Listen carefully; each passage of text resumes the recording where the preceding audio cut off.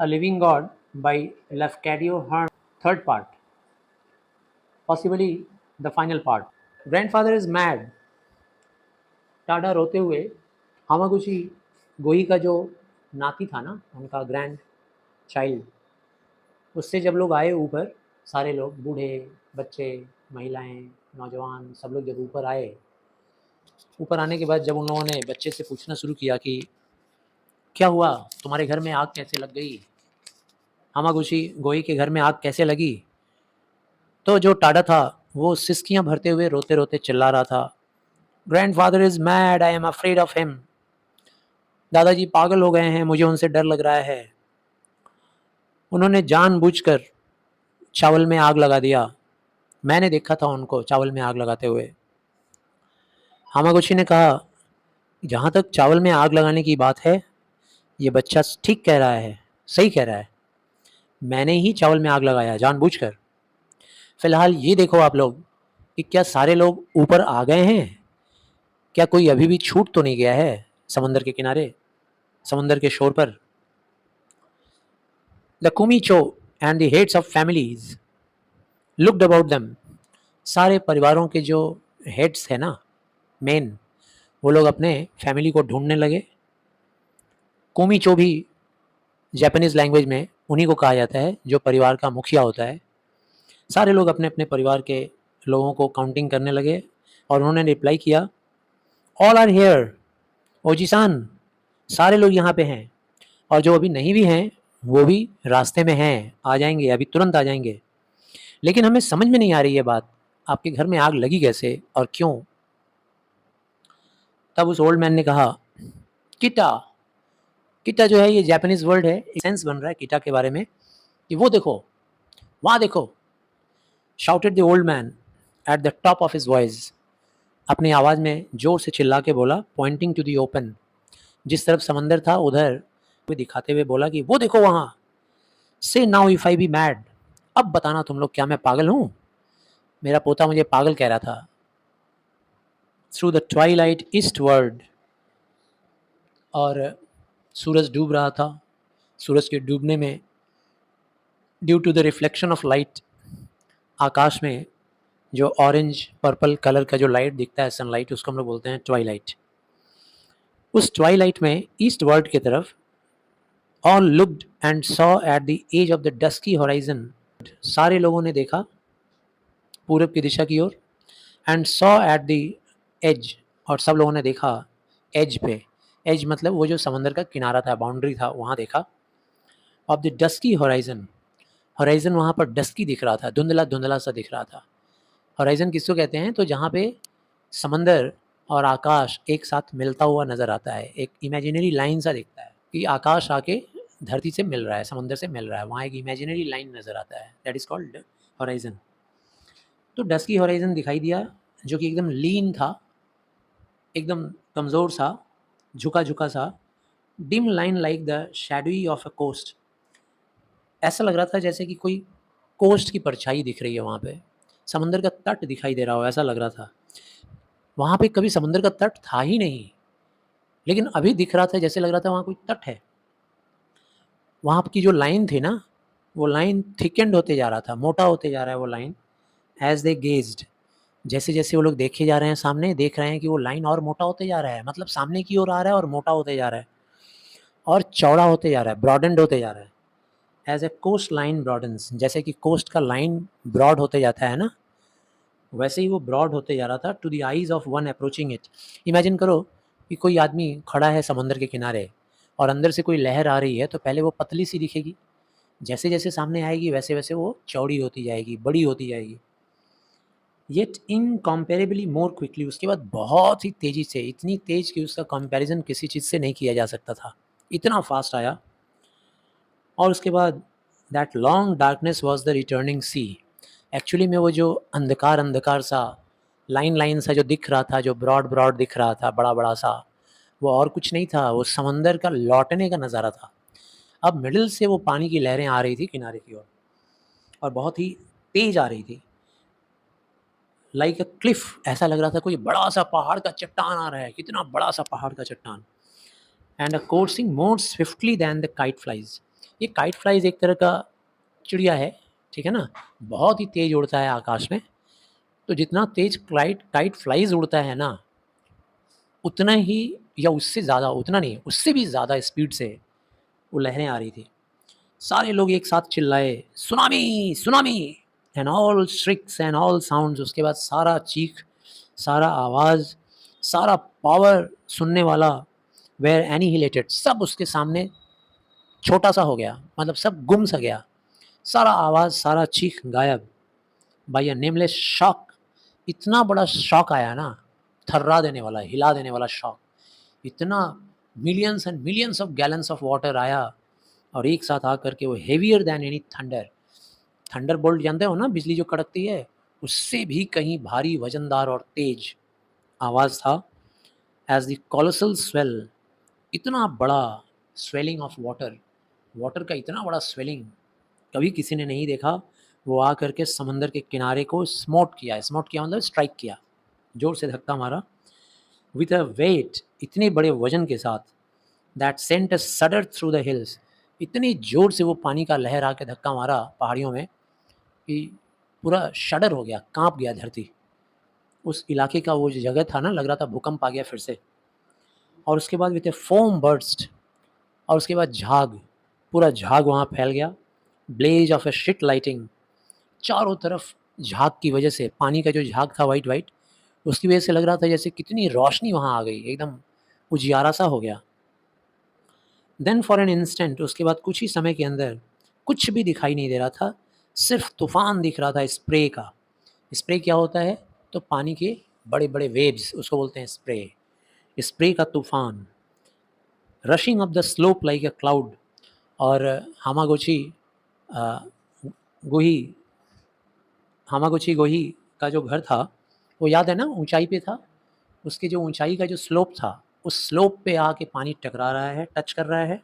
Touch कर रहा है मतलब तेज तूफान की तरह आकर हाँ धक्का मार रहा है। And the people scattered back, और उस धक्के से डर के मारे, आतंकित होकर के सारे लोग पीछे की ओर भाग रहे थे।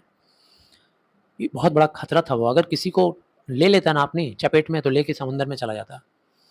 फिर से जब वो लोग देख रहे हैं आगे, तो फिर देख रहे हैं, फिर वाइट हॉरर ऑफ सी, फिर सफ़ेद झाग वाला लहर पानी का, driving over the place of their homes. फिर से आ रहा है तेज़ तूफान और खूब ऊंची ऊंची लहरें, और आ करके उनके घरों को टच कर करके चला जा रहा है। टच करके मतलब उनके घरों को अटैक करके चला जा रहा है। वो बड़ी बड़ी लहरें आ रही हैं और रैविंग ओवर मतलब उस जगह पे आ गई जहाँ पे इन लोगों का घर था। याद है ना, सबसे ऊंचाई पे हामागोची का था, और उसके बाद नीचे सीढ़ियों पे दोनों तरफ साइड साइड में उन लोगों का घर था। उन लोगों के घर भी बह गए। फिर से वो लहरें वापस जा रही थी, tearing out the bowels of the land. और जब वापस जा रही थी ना, तो जो स्लोप के ऊपर जो लैंड था, उस लैंड को भी उखाड़ के लेके चली जा रही थी, लैंड को भी उखाड़ दे रही थी। 2 बार, 3 बार, 5 बार इसी तरीके से समंदर के अंदर से बड़ी बड़ी ऊंची ऊंची लहरें आई और आकर के सब कुछ बर्बाद तहस नहस करके एब्ड हो गई, मतलब वापस से चली गई। हर बार जब ये लहर आ रही थी तो थोड़ा स्लो हो जा रहा था, मतलब हर बार इसका असर थोड़ा स्लो हो जा रहा था। और उसके बाद फिर धीरे धीरे इसके एंशिएंट बेड में, वो प्राचीन पुराना बेड जो सी बेड होता है, उस बेड पे जाकर के वो स्थिर हो गई, रुक गई। मतलब कुछ मिनट के लिए था, स्टिल रेजिंग, लेकिन अपने जगह पे जाने के बाद भी ये लहरें अभी भी लग रहा था जैसे नाराज़ हैं, रेजिंग। जैसे आफ्टर ए टाइफून, टाइफून क्या होता है भाई? साइक्लोन होता है ना, चक्रवात। चक्रवात की तरह से अभी भी लग रहा था कि उसके अंदर से आवाज़ आए ही जा रहा है। उसके बाद उस प्लेटो पे किसी ने भी एक भी वर्ड नहीं बोला, सब के बीच में सन्नाटा। सारे स्टेयर्ड, स्टेयर्ड मतलब सारे बस देख रहे थे, स्पीचलेसली, किसी के मुंह से कोई आवाज़ नहीं। सब देख रहे थे कहाँ? ऊंचाई से नीचे की ओर देख रहे थे, जहाँ तबाही हो गई थी, तहस नहस हो गया था। घास्टलीनेस ऑफ द हर्ल्ड रॉक, उन चट्टानों का मतलब भयंकर रूप। घास्टलीनेस का मतलब होता है भयंकर रूप। ऑफ द हर्ल्ड रॉक, उन चट्टानों का भयंकर रूप देख रही थी, जो चट्टानें पानी बहा बहा के ले आ रही थी और वो आके क्लिफ के साथ टकरा रही थी। एंड नेकेड राइवन क्लिफ, और जो हम लोग का क्लिफ था ना, जिस क्लिफ के ऊपर हम लोगों का घर था, वो एकदम नेकेड हो गया था। नेकेड हो जाने का मतलब वहाँ की मिट्टी, वहाँ का ज़मीन पूरा उखाड़ के लेके चला गया। कौन? tsunami. The bewilderment of the scooped up deep sea rack and shingle shot over the empty site of dwelling and temple. हम लोग देख पा रहे थे कि सीढ़ियों के किनारे किनारे जो लोग हम लोगों का ड्वेलिंग प्लेस था ना, जो भी हम लोगों का ड्वेलिंग प्लेस था सीढ़ियों के किनारे किनारे, और जो मंदिर वगैरह था हम लोग देख पा रहे थे, सब स्कूप्ड अप हो गया है। जैसे आइसक्रीम को स्कूप अप करके निकालते हैं, याद है ना, ऐसे राउंड ऐसे करके निकालते हैं। वो सुनामी की भयंकर लहरें आई और आ करके जो सीढ़ियाँ जैसा स्टेप्स जैसा बना था ना, जिससे किनारे किनारे हम लोग का घर हुआ करता था, मंदिर हुआ करता था, वो सबको स्कूप्ड अप करके मिट्टी को काट के सब कुछ लेकर चला गया था। चारों तरफ बस बर्बादी ही बर्बादी दिख रहा था। ड्वेलिंग एंड टेम्पल, सारा का सारा घर बर्बाद हो गया, टेम्पल भी बर्बाद हो गया। Village was not, the greater part of the fields were not, सिर्फ गांव ही नहीं, खेत ही नहीं, यहाँ तक कि लोगों के घरों का टेरेस भी ख़त्म हो गया था, घर का छत ख़त्म हो गया है। जितने भी घर थे ना, सारे घरों का, जो बे के किनारे थे, समंदर के किनारे, अब वहाँ कुछ भी नहीं बचा था पहचानने लायक। सिर्फ दो, एक्सेप्ट 2 स्ट्रॉ रूफ्स, सिर्फ 2 रूफ्स दिखाई दे रहे थे, स्ट्रॉ के, घास फूस के बने हुए रूफ दिखाई दे रहे थे। वो दूर पानी की लहरों में उछल रहे थे, ठीक है ना, पानी की लहरों पे उछलते हुए नज़र आ रहे थे। The after terror of the death escaped and stupefaction of the general loss kept all lips dumb. Terror के बाद ये जो मौत का नज़ारा था ना, मरा तो नहीं कोई, बच गया, लेकिन इसके बाद का जो इफ़ेक्ट था, उस इफ़ेक्ट से सब लोग स्टूपीफैक्शन हो गए, सब शॉक्ड हो गया था, एस्टोनिश्ड हो गया था, हैरान, सबके लिप्स पे ताला लग गया था, सब गूंगे हो गए थे। अनटिल द वॉइस ऑफ हामागुची, कोई कुछ बोल ही नहीं पा रहा था। उसके बाद तब हामागुची ने, जब सारा तबाही बंद हो गया, तब हामागुची ने बोलना शुरू किया। उन्होंने कहा, अब समझ में आया क्यों मैंने अपने चावल के खेत में या चावल में आग लगाया था। अब ये जो चोज़ा थे, बूढ़े दादाजी हामागुची गोही, अब ये उन तमाम लोगों के बीच में as poor as the poorest, सबसे गरीब इंसान के रूप में खड़े थे, क्योंकि उनके पास कोई वेल्थ नहीं था, उनका सारा धन संपत्ति चला गया उस चावल के साथ, जिसको उन्होंने खुद से जला दिया था लोगों की जान बचाने के लिए। चावल को तो जला दिया, लेकिन चावल का सैक्रिफाइस करके 400 लोगों की जानें बचा ली। तो ये बड़ी बात थी। जब ये बात का एहसास उनके पोते को हुआ, टाडा को, टाडा दौड़ के उनके पास आया, उनका हाथ पकड़ लिया और उनसे माफ़ी मांगने लगा कि मैंने अपशब्द आपको कहे थे, मैं भला बुरा आपको बोल बैठा, मैंने कहा आप पागल हो गए हो। इसके बाद फिर जब लोगों की नींद खुली मतलब नींद जैसी स्थिति आ गई थी ना, सारे लोग चुप हो गए थे, बोल नहीं पा रहे थे। जब सब लोगों को नॉलेज में ये अब दिमाग में आया, चिंता मंथन करने के बाद, कि इसी इंसान की वजह से अभी हम लोग ज़िंदा हैं, begin to wonder at the simple, तब वो लोग, सब लोग सोचने लगे, हैरान होने लगे इस सीधे साधे अनसेल्फिश फोर्टसाइट के ऊपर। फोर्टसाइट मतलब ये जो विज़न था बूढ़े हामागुची गोही का, जो विज़न, जो उन्होंने सोचा, पहले से सोच लिया, जो बाकी लोग नहीं देख पाए वो उन्होंने देख लिया, फोर्टसाइट। इस फोर्टसाइटेडनेस के ऊपर सब लोग हैरान थे।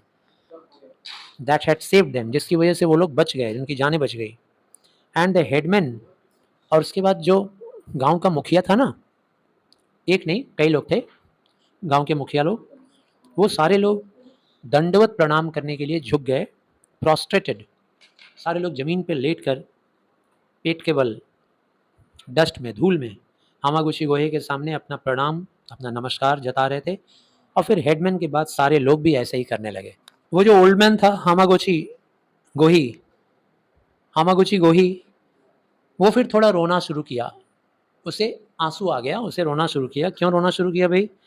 पहली बात तो ये था कि वो बहुत खुश था कि उसने अपने गांव के 400 लोगों की जान बचा दी, और पार्टली ये भी रीज़न था कि वो बूढ़ा हो चला था ना, इतने बुढ़ापे में इतनी दौड़ धूप किया, इतना मेहनत किया, आग लगाया, ठीक है ना, उसमें उसको हर्ट भी हुआ। उसने कहा रोते रोते, मेरा घर है आप सबके लिए। उसके पास बोलने के लिए कुछ शब्द नहीं थे।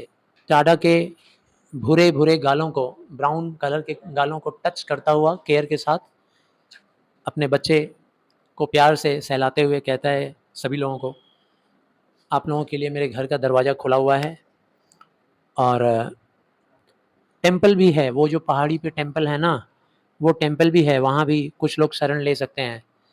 और बाकी लोग मेरे घर पे शरण ले लें। उसके बाद फिर अपने घर की ओर चल पड़ा। लोग चीखने लगे, चिल्लाने लगे, रोने लगे।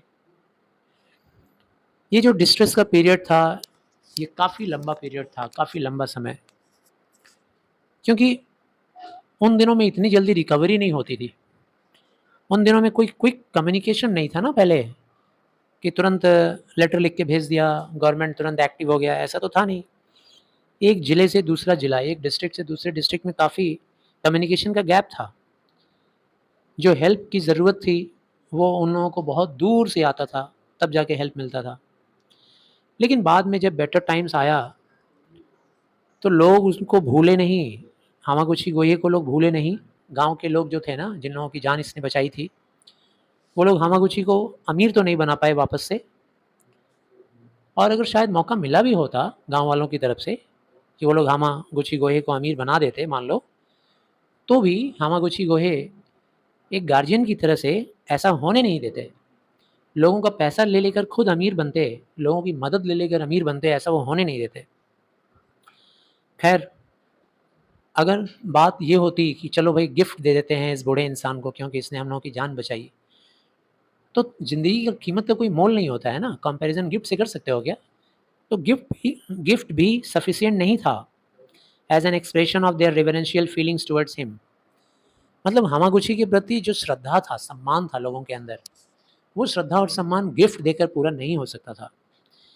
उन लोगों का ऐसा विश्वास था लोगों का कि हामागुची के अंदर जो घोस्ट है, घोस्ट का मतलब आत्मा, भूत मत समझना। उनके अंदर ये जो आत्मा है, वो आम आदमी का आत्मा नहीं है, वो डिवाइन है, भगवान की आत्मा है, दिव्य आत्मा है। इसीलिए उन लोगों ने हामागुची को भगवान का नाम दे दिया, गॉड बुला दिया। उन लोगों ने उनका नाम बदल कर रख दिया Hamaguchi daimyojin, Hamaguchi daimyojin, thinking they could give him no greater honour. उन लोगों को ऐसा लग रहा था गाँव वालों को कि इससे बड़ा ऑनर तो कुछ नहीं हो सकता, इससे बड़ा सम्मान क्या होगा। Truly no greater honour in any country, किसी भी देश में इतना बड़ा ऑनर नहीं दिया जा सकता है किसी इंसान को, मॉर्टल मैन को। अब भाई मॉर्टल मैन क्यों बोला गया है? जैसे महाभारत के हमारे कृष्ण जो थे, इंसान का रूप लेकर आए थे, तो जो भी इंसान का रूप लेकर आएगा, राम जी इंसान का रूप लेकर आए थे, तो उसको तो एक दिन मरना ही है। तो मर जाने वाले इंसान को भगवान का रूप दे देना, उसका मंदिर में पूजा करना, ये कम जगह दिखता है। फिर से जब पूरा गांव बन गया, वापस से रिहैबिलिटेट हो गया, तो उन लोगों ने हामागुची गोही के स्पिरिट का एक टेम्पल बनाया, उनकी आत्मा का एक temple, and fixed above the front of it. और ठीक उस मंदिर के सामने ऊपर की ओर एक टैबलेट लगाया, एक मार्बल का या किसी, हाँ मार्बल का ही होगा, एक मार्बल का टैबलेट लगाया जिस पे चाइनीज़ टेक्स्ट में लिखा हुआ था सुनहरे अक्षरों में कि ये मंदिर किसका है, किस भगवान का है, ये उसमें लिखा हुआ था। वो लोग, गांव के लोग उनको वर्शिप करते थे, वहाँ जाकर उनकी प्रार्थना करते थे और उनको चढ़ावा चढ़ाते थे। हामागुही को ये सब देखकर कैसा लगता था, ये तो मैं नहीं बता सकता। मैं मतलब राइटर बोल रहे हैं, मैं नहीं बता सकता। हाँ, मैं इतना ज़रूर बोल सकता हूँ, हाँ, मैं इतना ज़रूर जानता हूँ कि वो अपने गाँव में उसी पुराने थैच वाले होम में, मतलब घास-फूस से बने हुए घर पे रहते थे, कंटिन्यू किए रहना अपॉन द हिल, पहाड़ी पे, अपने बच्चों के साथ और बच्चों के बच्चों के साथ। बिल्कुल इंसानी अंदाज में, कोई भगवान अपने आप को नहीं मानते थे। बिल्कुल वैसे ही रहते थे जैसा पहले रहते थे। जबकि उनकी आत्मा का पूजा किया जाता था। उन्हीं के नाम पर, उनकी आत्मा के नाम पे एक श्राइन बनाया गया था, टेम्पल बनाया गया था नीचे। 100 साल गुज़र गए, हामागुची गोही अब हमारे बीच नहीं है, उनकी मौत हो चुकी है। लेकिन उनका वो मंदिर, लोग कहते हैं, अभी भी वहीं खड़ा है। और जो लोग हैं ना, अभी भी उनकी अच्छी आत्मा की पूजा किया करते हैं। उनका, वो जो अच्छे किसान थे, गुड ओल्ड फार्मर, उस बूढ़े किसान की आत्मा की पूजा अभी भी वहाँ होती है। जब कभी भी लोगों के ऊपर खतरा मंडराता है, जब कभी भी लोग मुश्किल में पड़ते हैं, तो लोग हामागुची गोही का पूजा करते हैं। इसके बाद राइटर कुछ कमेंट कर रहा है, हम लोग को अलग से पर्सनली बता रहा है। कहता है कि मैंने एक बार एक जापानीज़ फ़िलॉसफ़र से पूछा, फ़िलॉसफ़र जानते हो ना किसको कहते हैं? जो दार्शनिक होता है, जो जीवन का दर्शन देता है, जीवन क्या है, मौत क्या है। तो मैंने एक फ़िलॉसफ़र से पूछा जो जापानीज़ था, वो मेरा दोस्त भी था। मैंने उससे पूछा, क्या आप मुझे एक्सप्लेन करके बताएँगे कि ये जो देहाती किसान लोग थे, कैसे ये लोग, इनका दिमाग कैसे सोच सकता है ऐसा? रैशनल है क्या ये थिंकिंग? ये सोच क्या तार्किक है? तर्क भरा है? वो लोग ऐसे इमेजिन करते हैं कि हामागुची का स्पिरिट एक जगह है, श्राइन में, मंदिर में, और हामागुची का लिविंग बॉडी दूसरी जगह पे है। ऐसा कैसे पॉसिबल हो सकता है? एक इंसान है जो वो प्लेटो के ऊपर ऊँचाई पे अपने घर में रहता है, अपने परिवार के साथ, और उसकी आत्मा को गाँव के लोगों ने एक मंदिर बनाकर उसके अंदर रख दिया है और पूजा करते हैं वो लोग। ऐसा कैसे पॉसिबल है? मैंने उससे पूछा, it was only one of his souls. क्या ये ऐसा तो नहीं है कि हामागुची का बहुत सारा आत्मा हो, जिसमें से एक आत्मा उसके बॉडी में हो जिसके साथ वो जी रहा है, और एक आत्मा निकाल करके यहाँ लाके मंदिर में रखा गया है ड्यूरिंग हिज़ लाइफ, जीते जागते अवस्था में ही वो जी रहा है अलग, और आत्मा एक दूसरा है उसका, निकाल के यहाँ लाके यहाँ रखा हुआ है, जिसको वो लोग इमेजिन करते थे कि एक पर्टिकुलर सोल है जिसको उन्होंने बॉडी से डिटैच कर लिया है, और डिटैच करके उसको यहाँ होमेज दे रहे हैं, श्रद्धांजलि दे रहे हैं, भक्ति दिखा रहे हैं। तब मेरे दोस्त ने मुझको आंसर दिया, the peasants think of the mind or spirit of a person as something which even during life can be in many places at the same instant. उसने जवाब दिया कि ये जो किसान लोग हैं ना, उन लोगों का ये सोचना है, जापानीज़ लोगों का ये सोचना होता है कि एक इंसान की जो आत्मा होती है, वो एक ही टाइम में कई जगह पे विज़िट कर सकती है, मेनी प्लेसेस पे जा सकती है, ऐसा हमारे जापानीज़ लोग मानते हैं, जीती जागती अवस्था में। ये जो आइडिया है ऑफ कोर्स बिल्कुल डिफरेंट है western ideas of about the soul. तुम जो वेस्टर्न लोग हो, तुम लोग नहीं सॉरी, जो वेस्टर्न लोग होते हैं, उन लोगों के आइडिया से बिल्कुल डिफरेंट आइडिया है ये।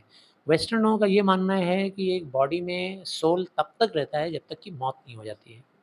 जब मौत होती है इंसान का, मुर्दा बॉडी एक तरफ पड़ा रहता है और उसकी आत्मा उससे अलग हो जाती है। ये अलग सोच है, एक अलग थिंकिंग, अलग फ़िलॉसफ़ी है।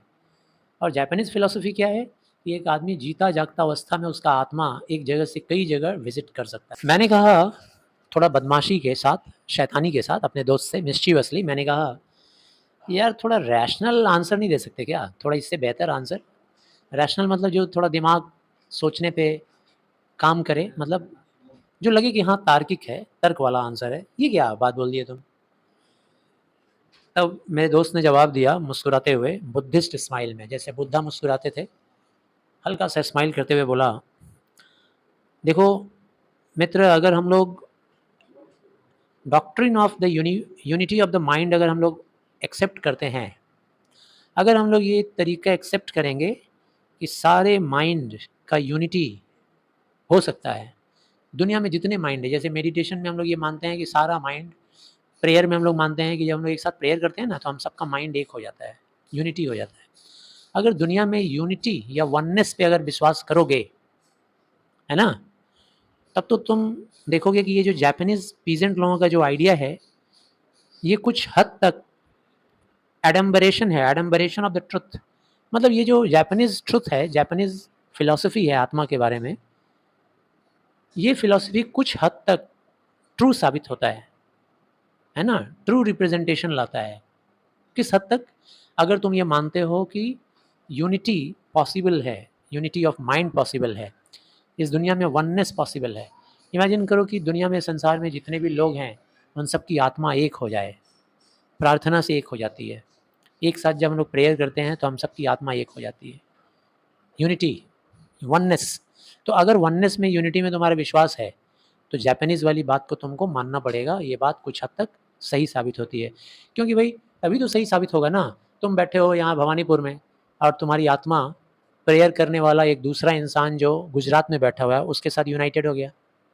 वो गुजरात से प्रेयर कर रहा है, तुम कैलकाटा से प्रेयर कर रहे हो, दोनों के साथ तुम्हारा यूनिटी हो गया।